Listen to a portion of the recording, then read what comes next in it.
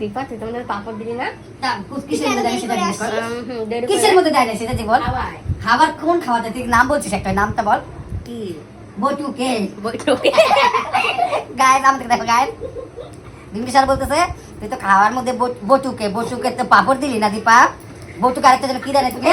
লেবু দে না, লেবুটা পরে চাই নিছি। লেবু চাইবে বিম্বি স্যার সব লাগে গায়ে, বিম্বি স্যার সব লাগে।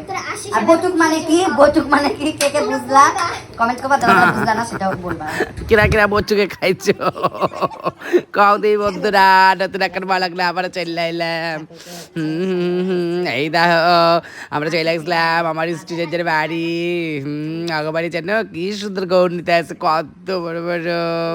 আমার যে এত ভালো লাগছে, আর আমার তো আর গুরু দায়িত্ব দিয়ে দিছিল গো, শাড়ি পরানোর দায়িত্ব দিছে। কি যে ভয় পাইতেছিলাম, আমি তো ঠাকুরে খুব একটা শাড়ি পরাই না, আর পরাইতে পারিও না, ভয় লাগতেছিল। ওই যে দেখো না ক্ষমা চাই নিতেছিলাম, প্রণাম করে করতেছিলাম, ভুল ত্রুটি হইলে পড়াইতে না পারলে মানে ক্ষমা করে দিও, জানো এগুলা করতেছিলাম আমি গৌরনীতাই রে।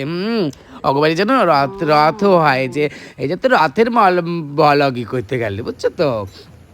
এই যে একটা বেনারসি শাড়ি দিয়ে আমি এই যে দেখো শাড়ি পরানো শুরু করে দিলাম। একটা এত বড় বেনারসি শাড়ি দিয়ে কি করে সম্ভব হয় কও? আমি তো ভাবতেছিলাম পারুমি না। তারপর লাস্টে যাই হোক কোনো রকম করে যে পড়াইছি, কিন্তু সবাই তো কইতেছিল না খুব সুন্দর পড়াইছো, তোমরাও কইও আমি কি সত্যি খুব সুন্দর পড়াইছি। এই যে দেখো তো কেমন হচ্ছে আমার জানায়ও, কিন্তু আমার কিন্তু অত মানে আমার মোটামুটি ভালো লাগছে, খুব যে ভালো লাগছে তারা, কিন্তু শাড়িটা যদি বড় না হতো তাহলে হচ্ছে আরও সুন্দর পরান পারতাম, যেহেতু একটাই শাড়ি বিশাল বড় বেনারসি শাড়ি, বুঝোই তো, বুঝতেই পারতাছো। আর আমার বেশটা দাও খালি একবার পরানোর পর এক জায়গায় একটু বলেছিল তো, আর বারবার ড্রেস পাল্টাতে ইচ্ছা করতেছিল না, এমনিকে একটা ধুতি দিয়ে চেপলে পয়রাই যে শাড়ি যে পরাই দিয়ে আসলাম আবার, বুঝছো তো। এই যে পরাই টরাই দিয়ে আমি আর গুলটি রওনা দিছি বাড়ির উদ্দেশ্যে। লেট হয়ে যেতেছে, আমাকে আবার আরেক জায়গায় ইনভাইট ছিল, বুঝছো তো বন্ধুরা। এই যে বাড়িয়া পড়লাম আমি বিম্বিসারের নিয়ে, বিম্বিসার তো একটু চালাতে দিই পারুষ দিকে, ওরে ভগবান দেহ যাকে তত্তর করে কাঁপলো ভগবান। ও কিন্তু চালায় আসলে বন্ধুরা, ও বৈশা আইছে ওরে নিয়ে আমরা যে দীপাক বাড়ি চলে আসলাম। দীপাক বাড়ি ছিল আমাকে ইনভাইট, অগবাড়ি খাওয়া দাওয়ার ইনভাইট ছিল একটা কারণে, সে কারণটা আমি এনে কমু না।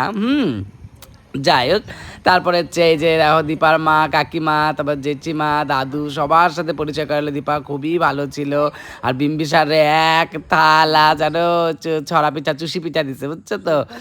আর বিম্বিসার খাইতেছে আর দেখো না কি, আমি কইছি তোরে আমি রথের বেলায় ডুবো না, এদিকে কি যে ঢঙ্গের ফুপানি কান্দা দিছে ভগবান। অন নাটক দেখার মতন এই যে আমার স্টেজের সামনে দিয়ে দেখছো কত মানে জগন্নাথরে নিয়ে যাইতেছে, এত বড় মেলা, বাপরে বাপ, সবাই নাচতেছে। আমার সেদিন কাজ ছিল, মনটা খুব খারাপ গো, আমি যাইতে পারিনি। আমার খুব ইচ্ছা ছিল আমি সাইজে জামু, কিন্তু আর আমার যাওয়ার হয় নাই। আর এই যে দাও আমি রথের দড়ি ধরে টানতাছি, আর আমার রথের থেকে মানে প্রসাদ দিচ্ছে, সেই প্রসাদ আমার কপালে মানে আমার ভাগ্যে জুটছে আর কি, যে আমি প্রসাদ পাইছি, রথ আনতেছি, তোমার গনি গেছি। তারপর সন্ধ্যাবেলা আবার রথের হয় না, আমাকে এখানে রোজ প্রোগ্রাম হবে, বুঝছো তো। আজকে তো হচ্ছে মানে উল্টা রথ, তাই হচ্ছে আবার আরেকটা বলা হবো দেখা পারবা ওইটা। আর এই যে আমি যে ইস্কনে গেছিলাম, ওখানে প্রোগ্রাম হইতেছিল আমাকে জলপাইগুড়ি ইস্কন মন্দিরে, তাই এখানে যে প্রোগ্রাম হচ্ছিল সেই প্রোগ্রাম দেখছিলাম। ওখানে যাওয়ার পরও সবাই করতেছে দাদা তোমার হাসি যে সেই সুন্দর, আরেকবার হাসো।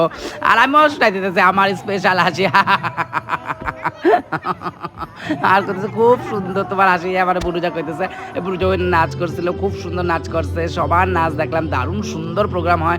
মানে কি কমো, এই 7টা দিন খুব আনন্দের সাথে সবাই জায়গায় মানে কাটায়।